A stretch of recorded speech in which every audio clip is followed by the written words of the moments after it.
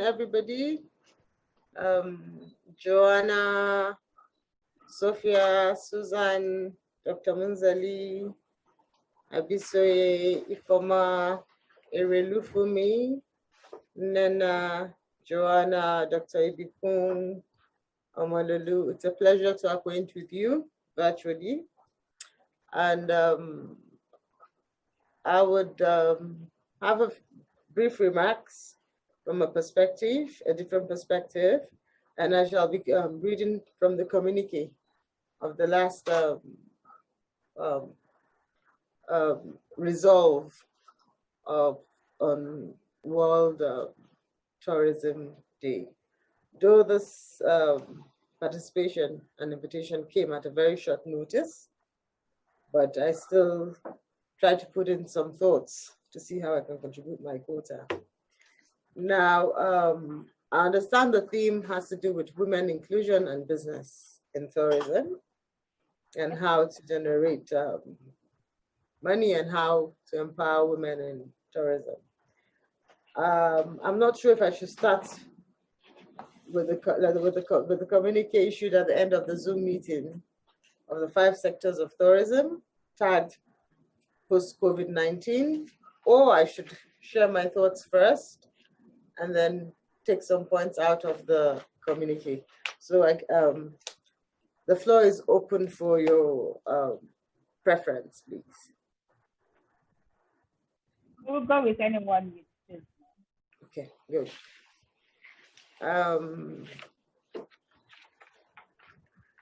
Tourism is a very, very important and key sector to any country, especially in Africa.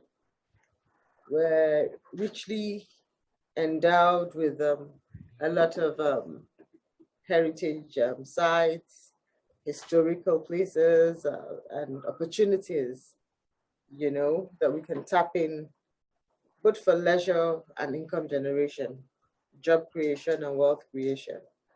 Now, my few thoughts on, I'll start with my suggestions. My first suggestion would be, I'm sure it's a global theory, proper infrastructure in place, which deters tourism, cultural meets on arts. As Nigerians, we have different cultures and different myths behind arts, which to some extent, in my opinion, has deterred the progress of tourism in Nigeria. And I believe we should introduce in curriculums from primary to secondary, tertiary and beyond, tourism as a subject of its own. So people, you know, understand beyond just history, the importance of tourism and how they can tap into the potentials in tourism. It's sad to say that a lot of heritage sites have been turned into worship centers, and largely in Nigerian tourism, those that seem to make a lot of money as places of worship, where they have big auditoriums and all of that. So you see a lot of tourism activities going on there, but largely capitalist, as against it being for all and for leisure. And then there's the aspect of, as a Muslim and from the north, there's the aspect of Sharia, where some of the tourist attractions, at a point when the bill or when it was agreed upon to declare certain states a Sharia state, a lot of tourist opportunities were shut down. Jobs, livelihoods were lost, and exposing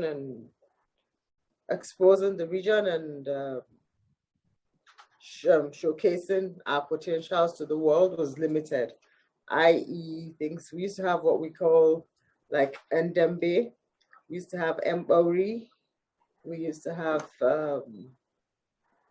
loads of, very interesting um, tourist activities that could attract um, tourist lovers, both locally or internationally. But some myths and norms frustrated that. And to me, I think that from that perspective, women lost a lot of opportunity for job, i.e., even in provision of food, because when these festivals happen, that's when they make the most the income, because they come up with all sorts of traditional delicacies that tourists would be interested in. And during such festivals, which can go on for days and it's routinely, that's when they actually make business. Infrastructure, if it's in place, I think tourism will thrive better. Security, hotels, um, um, and less propaganda, because we tend to scare away um, people who are interested in coming to Nigeria for tourist visitations and go to other African countries like Senegal. I'm very happy somebody mentioned about Uganda. You've just educated us on how women are thriving in other African countries. As you know, and I will do a comparison with our local environment, and you will see that the tourism sector in inevitably has been captured largely by capitalism, because hotels are expensive in the face of the challenges we have of insecurity and all that I had mentioned, and when it's not affordable, that means we're only expecting foreigners to come in, to come in and explore our tourist opportunities. Whereas I think, even for leisure purpose, from work stress, for women especially, work stress, family stress, sometimes this opportunities for leisure, it's very impactful, in refreshing their mindsets and giving them the rest they need. Wildlife and gaming is something that's very important, but unfortunately, with the outbreaks of uncountable diseases, and then the insecurity issues of kidnapping and banditry has killed wildlife and gaming. I grew up understanding and participating in gaming, where we go into the bushes, especially, to try and hunt, gun down some animals. And it was fun, and it used to attract a lot of people. We had the Dobbers this year for the first time because of the pandemic. It then happened, which brings in loads of people to come in, and all of that contributes greatly to the GDP. Permit my bias, I'm speaking from the northern perspective, though I would speak for other regions, And then privatization, I think, has affected tourism in Nigeria. I would give an example of Mambila, which is a very beautiful place.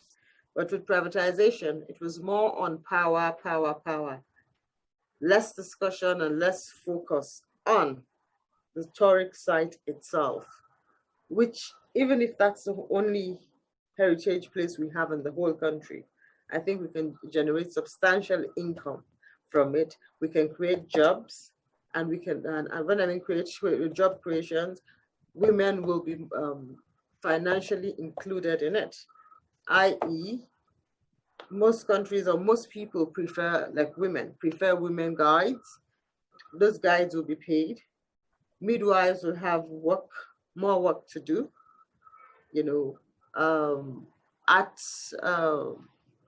art materials, household materials, because there's a lot of creativity from our African women, you know, fabrics, furniture, artworks, all of that, they'll be able to sell and generate income from that.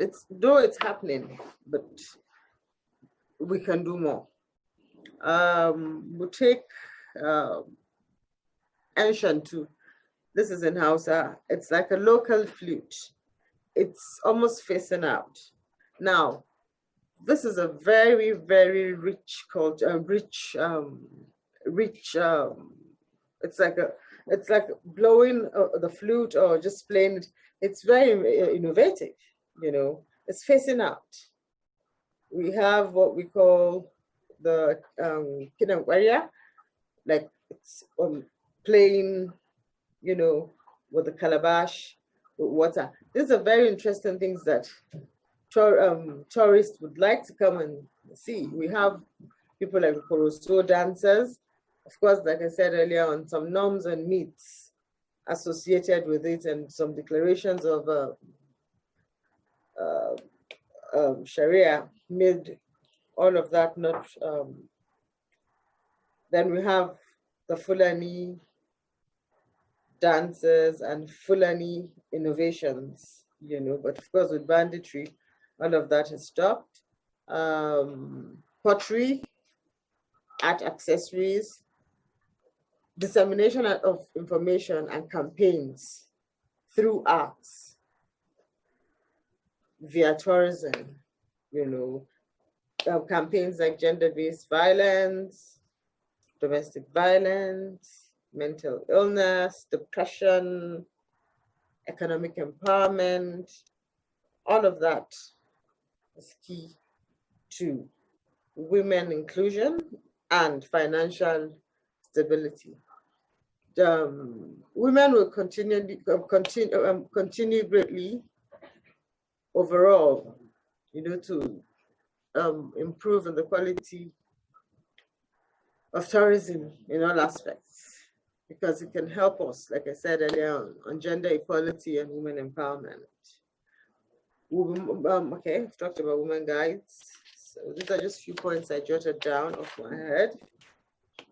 Promoting the Going Green agenda. It is climate change is very, very real, and we all know that.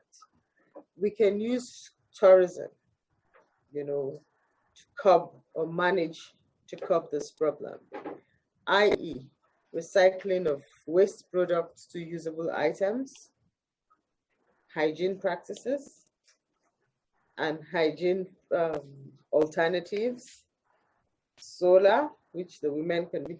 So all of this pollution control, if you look at the cleaners on the roads, they're of what gender? Largely women. Very early in the mornings, you see street sweepers are women. But they are from the lower class, if I may say, and they earn very little to sustain their livelihoods. But these are suggestions, and I hope the government can improve on that.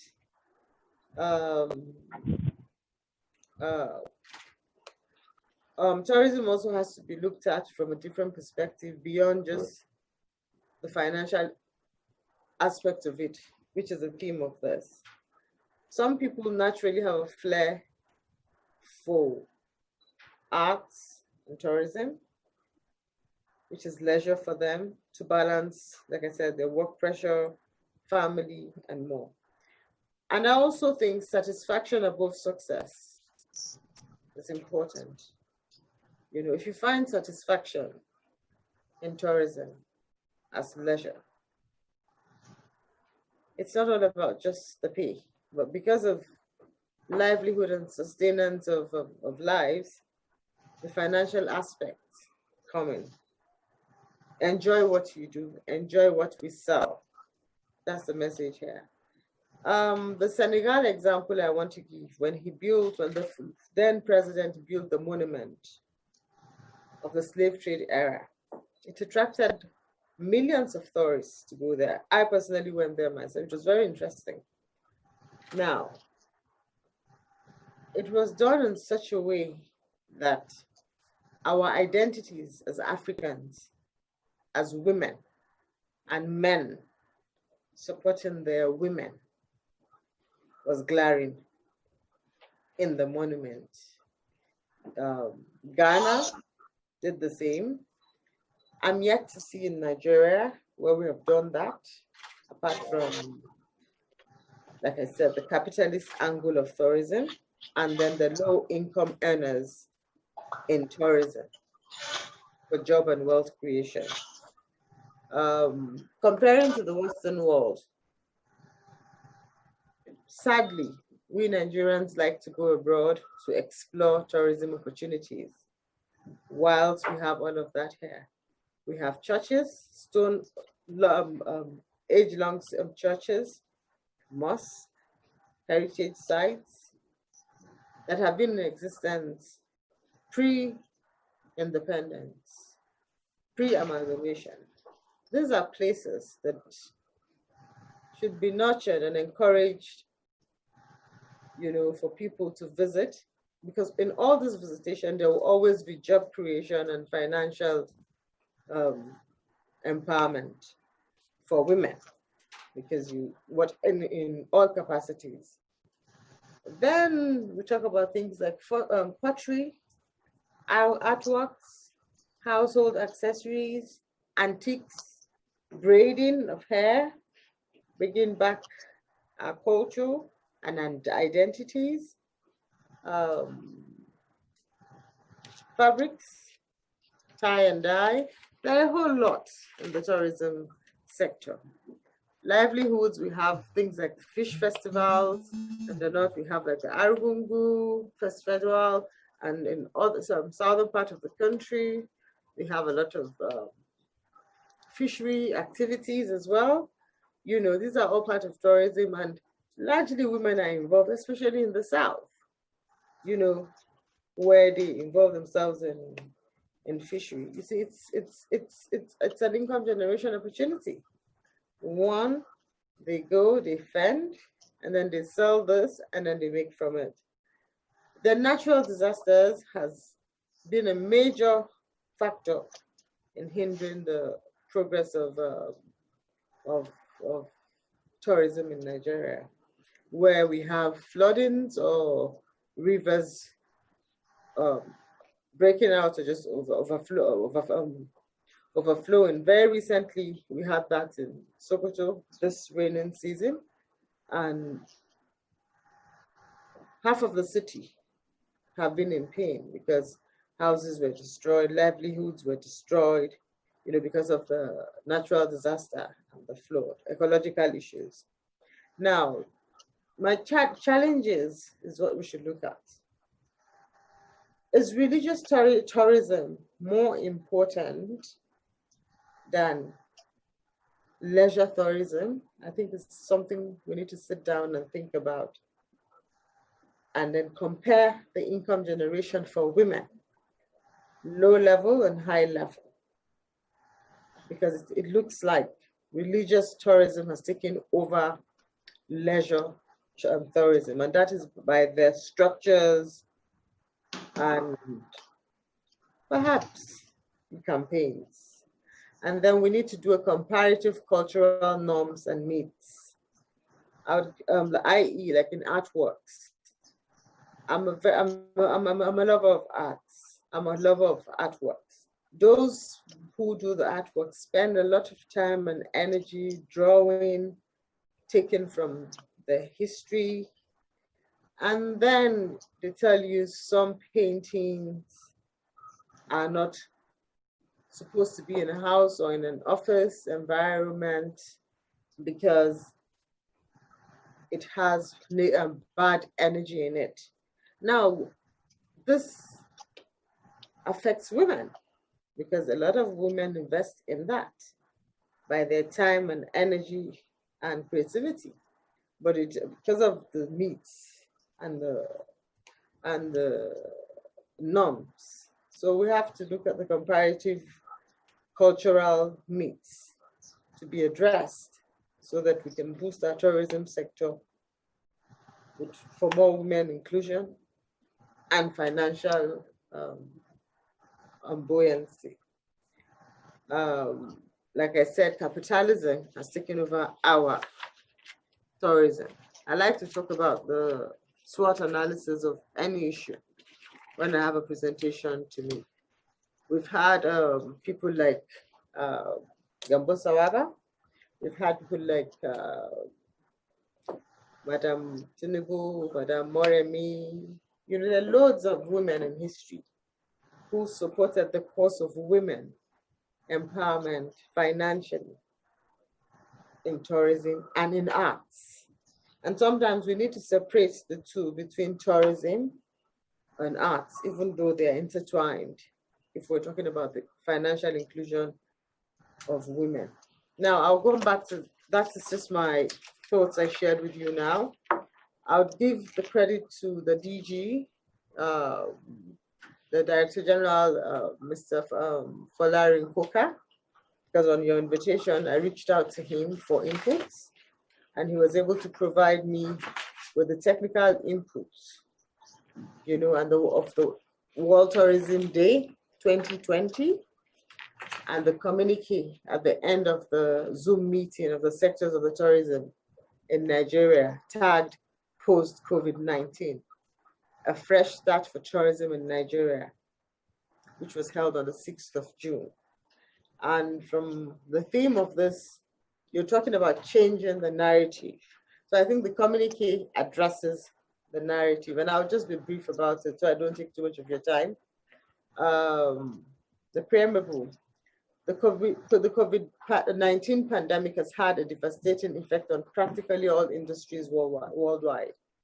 However, the tourism industry, undeniable, has experienced the most damaging impact this past month due to the inability of people to move from one place to another because of travel restrictions and bans, cancellation of events and festivals, and the apathy to travel due to health concerns, and compulsory health restriction in several countries. As we continue to battle the virus and pray for the cure or vaccine, it's important to start to think about life after COVID-19, and perhaps even immediately after the lifting of initial restrictions. Nigeria is a peculiar destination. We have before now depended more on business tourism, and that's why I was emphasizing on capitalism. On business tourism, even though we have a huge potential for leisure tourism, given our vast array of tourism assets, including unique festivals and events, amazing ecotourism attractions, and rich cuisine. One thing is certain, international and business travel would be at low levels until late 2021 or even 2022, as businesses will look to manage resources after the trying period. After trying period. Domestic tourism, however, holds promise for every country. How do we take advantage to grow our domestic tourism? The meeting was aimed at sharing ideas on fostering collaboration between 5 sectors of tourism and growing domestic tourism in Nigeria. It was hosted by Omololu Olumuyiwa, I can see you, the president, Anjet, and Efetobo Awahana,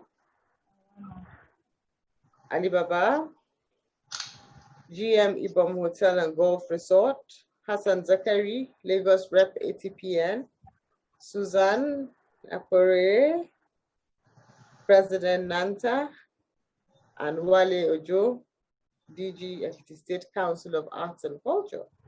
After robust discussions on issues relating to domestic and inbound tourism in Nigeria, the following observations and recommendations were made.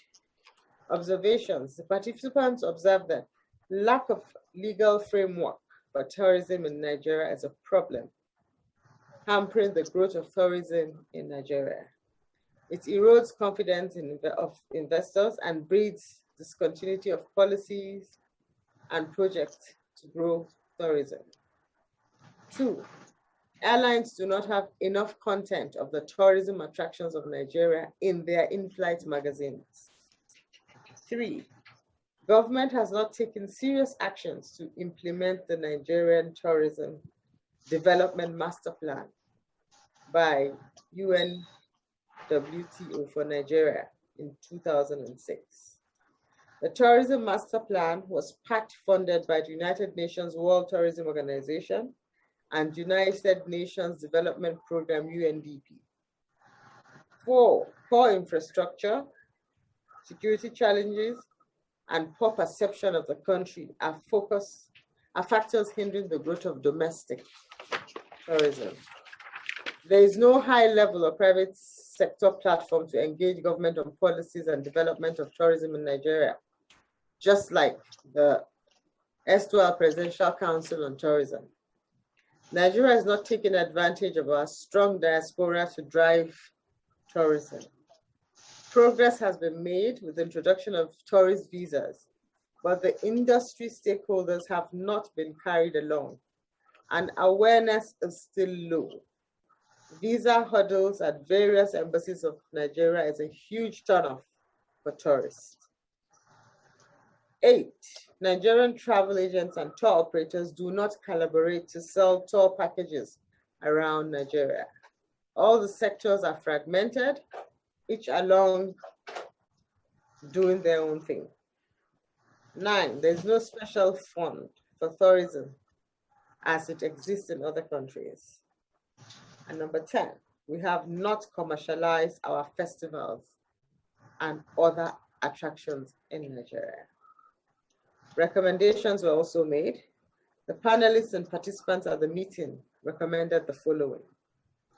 A legal framework for tourism should be established as soon as possible.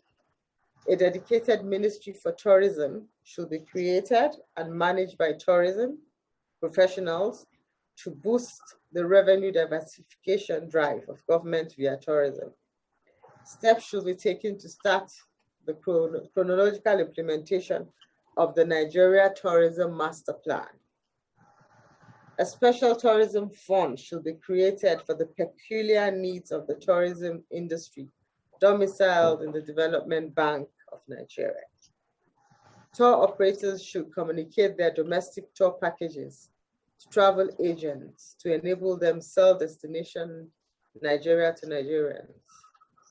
Tour operators should introduce special pricing incentives for Nigerians, just like other countries, where you have different rates for locals and foreigners. We need to add value to our own tourism assets, including our cultural festivals, ecotourism, and historical attractions to start earning proper revenue. All sectors of the tourism industry should be retrospective about their strategies for collaboration with other sectors to promote domestic tourism. Federal and state governments should embark on massive sensitization and marketing drives to create awareness about domestic tourism and change the false perception of Nigeria as an unsafe destination. This is where we would have to solicit the cooperation of the media, because sometimes they overflag and over-exaggerate the insecurities. There are insecurities everywhere in the world, except for one country or two, countries like Dubai, where security was paramount and it's relatively safe. That's why people go on medical tourism there. That tourism stakeholders should always be carried along with new plans and policies of government to capture the ground realities and accelerate the growth of the tourism industry. Well, this was the takeaway from the meeting. And then I'll just, in brief, the World Tourism Day 2020. It is yet another edition of the World Tourism Day, celebrated all over the world on September 27 every year. It is a day set aside to create awareness about tourism globally and to highlight issues bordering the sector and provide solutions on how to move the sector forward. In 2020, World Tourism Day celebrates the sector's importance for rural communities with the theme Tourism and Rural Development. Now, this is where I'm really concerned for the women folk and their earnings. They invest a lot of time, energy, and there are a lot of health consequences. Yet from the produce, they can be categorized among the low-income earners. We need to be able to have a socio-economic model in the tourism sector where everyone is happy, other than the capitalist approach. It is no longer news that tourism is one of the world's most important economic sectors. It remains the largest employer of labor, provided livelihoods to millions of people, mostly women and youth. It is a key pillar for the conservation of natural and cultural heritage and curbing urban migration, among others. Tourism's economic and social footprint is greater than that of any other economic sector. Tourism has been among the hardest hit of all sectors by the COVID-19 pandemic. So we need to begin to think about post-COVID-19 strategies. Restrictions on travel ban and sudden drop in consumer demand have led to economic loss and loss of jobs. This has particularly affected the most vulnerable groups of the population, such as women, youth, children, and the rural communities, especially in countries that depend exclusively on tourism. For many rural communities, indigenous people, women, and many other historical marginalized populations, tourism has been a vehicle for integration, development, economic empowerment, and generating income. Tourism gives rural communities the ability to protect and promote their natural surroundings, as well as their culture and heritage. In so doing, it allows tourists to enjoy unique experiences. In Nigeria, majority of our tourism assets and sites can be found in rural communities. Cancellation of festivals and events, closure or restriction of access to tourism sites, especially the World Heritage sites, due to the COVID-19 pandemic, has deprived communities of their economic activities and vital resources. From the United Nations World Tourism Organization shows that 100 to 120 million direct tourism jobs are at risk in 2020 alone. The UN Conference on Trade and Development forecasts a loss of 1.5 to 2.8% of global GDP this year due to the pandemic. There is therefore an existing need to consider and deploy innovative recovery solutions that are homegrown and practical, tailor-made for our specific environment and people.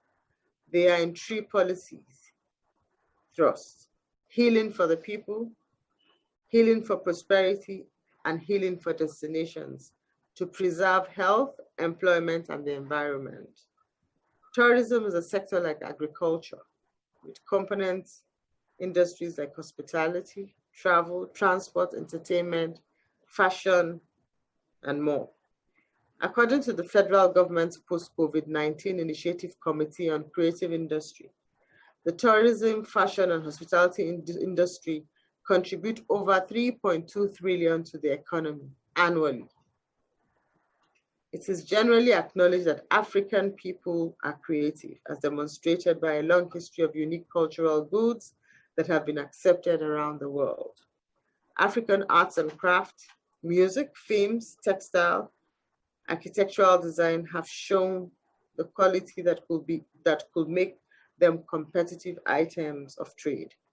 The skills exhibited in these areas are rooted in the African experience, and a lot of the creatives have their origins in rural areas.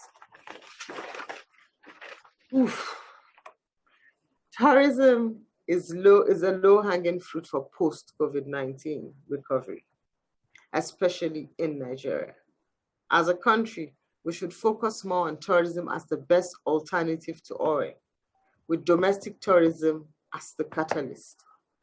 We need to emphasize that Nigeria has the best of the ingredients of tourism. We have fascinating tourist sites, enviable cultural festivals, good weather, good food, and hospitable people.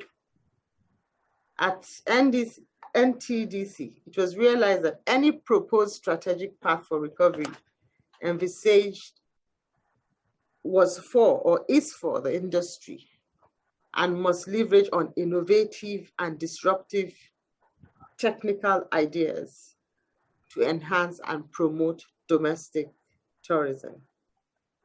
Domestic tourism is cheaper with lesser restriction, educates the citizens on the country, generates employment, generates revenue, reduces rural-urban migration and poverty, enhances the creative sector, galvanizes economic growth across sectors, including agriculture and manufacturing, and contributes to infrastructure upgrade in rural and urban areas by encouraging government's commitments to its development.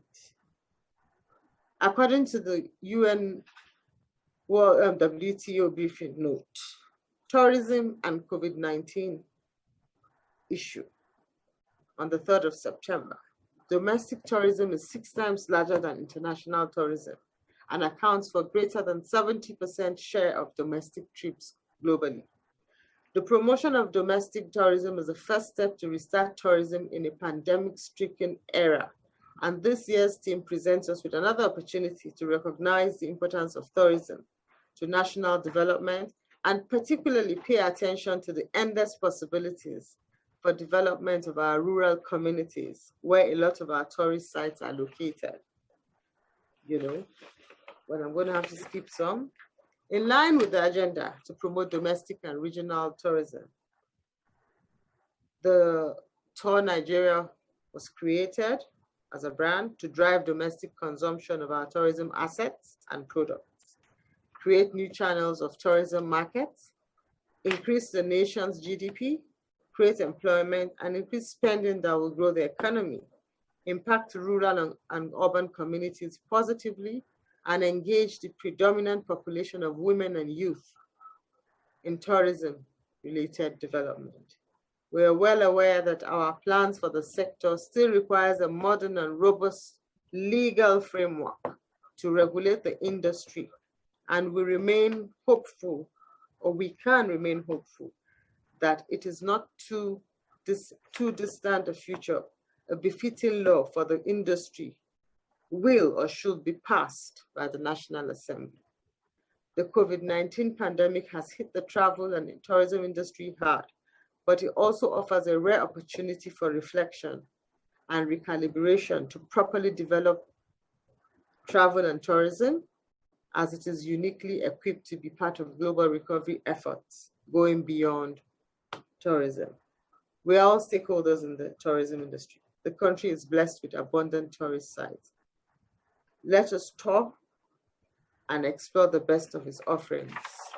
This was a presentation and credited to the DG Tourism, who gave me this insight.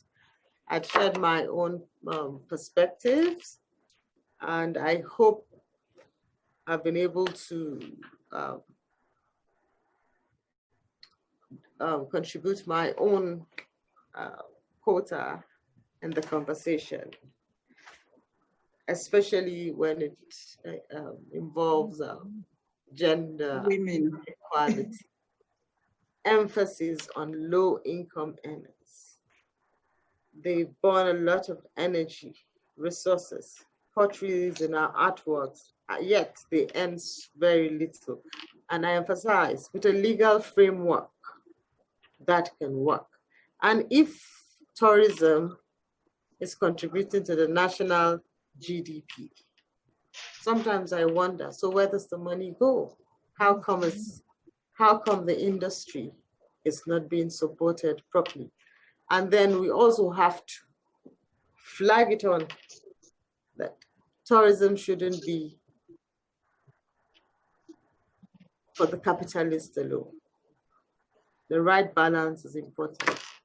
And then more women make strides, create wealth.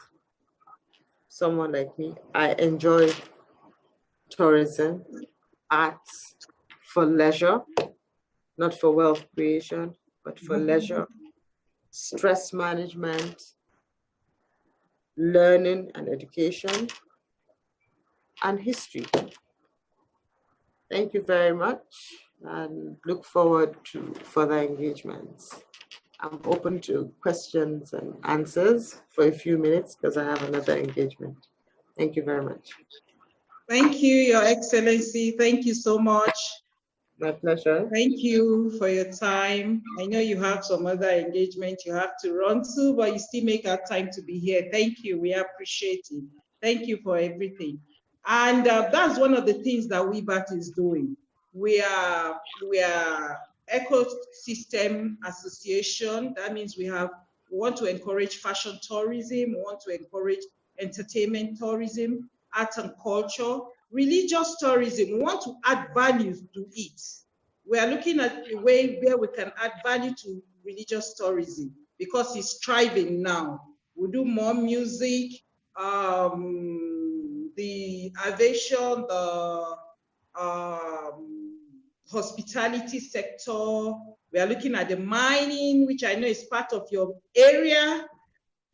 We are looking at the construction in a way that we look at people to build theme park, get investors to build theme park, and so many other things, malls and cinemas and all that for the entertainment. We are looking at all that. And that is why we said WIBAT, we are changing the narrative. We are going to push, we are going to drive the tourism sector, and we are going to tell our stories, because one of the things is that we have allowed people to tell our stories. So they tell it from their own perspective.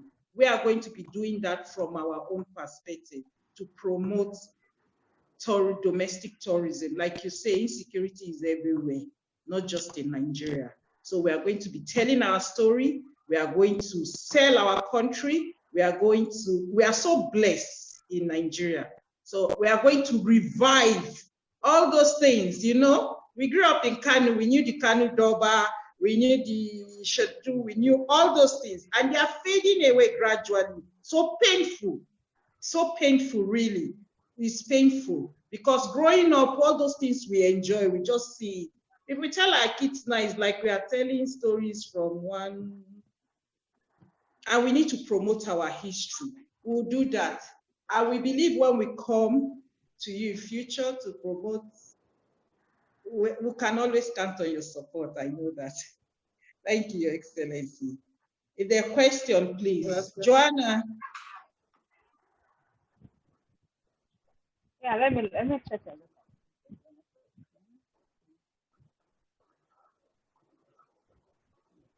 Nene, do we have any questions? Nothing. Okay, hold on, please. Okay, I have something from Patricia. She said, how can local understand what tourism is all about? How can That's a very interesting question. Understand what tourism is all about? I think it's a very interesting question. And it's an answer to itself. We are all locals. We grew up with our traditions and values, and they are touristic, i.e. we grew up in seeing our grandparents into pottery, fisheries, artworks, paintings, dancing. From the religious perspective, emphasis on the, like in Sokoto, for example, indigens and non-indigens alike know about those Amfodio, which we call Hubari. That is the point where Islam came into Nigeria. And in Kano, for example, like you mentioned, our values, we grew up with it. So it's a question and an answer to itself. And in the South, all the Ayo festivals, the Igbo land, all those festivals, we grew up with it, depending on where your formative years are. So it's a question that answers itself.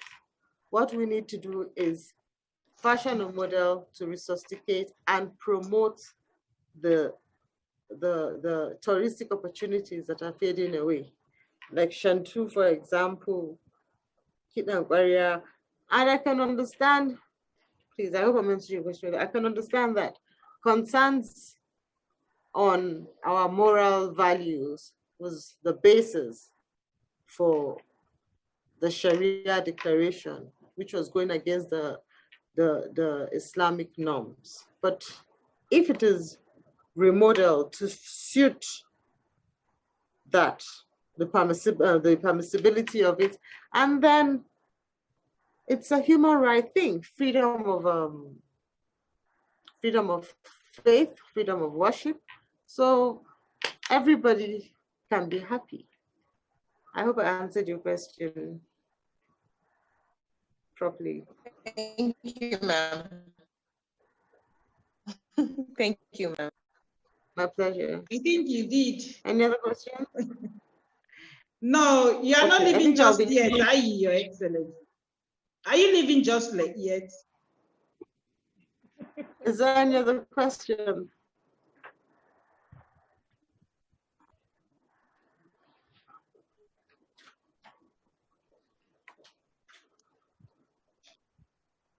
Hello, ma'am.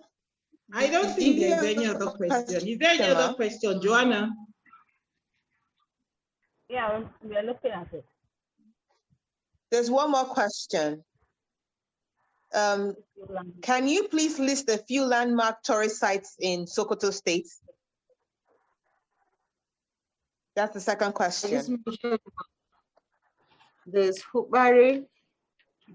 Can you please list the... Okay, There's all right, Hubari, go ahead. Hubari is very, very important. And then don't ask me about just Sokoto. Ask me about Kano as well. That is my home state. There's the Gidan Makama. This is a place I grew up to go and act dramas.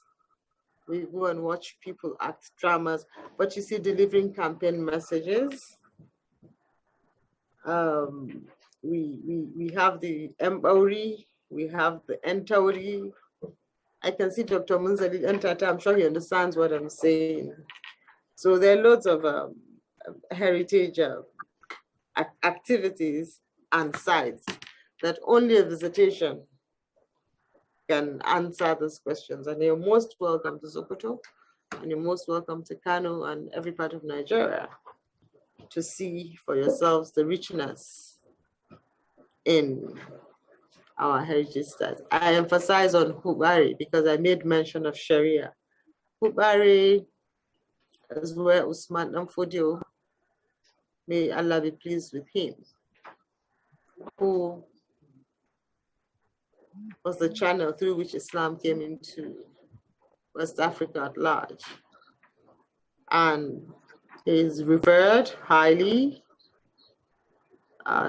It's a historical site because his grave is there. We call them saints.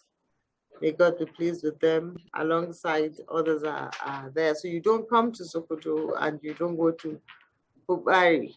That means you haven't done any tourist visit. And of course, we have in other 23 local government areas where you have the rice mills, where you have the fish mills. There's so many of them. There's so many of them.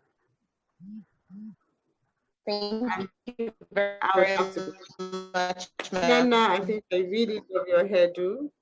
This is typical of the African woman.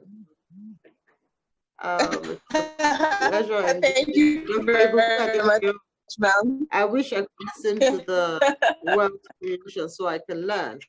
Thank you, ma'am. Thank you. I believe it's been recorded. No more questions, ma'am. Listen to everybody.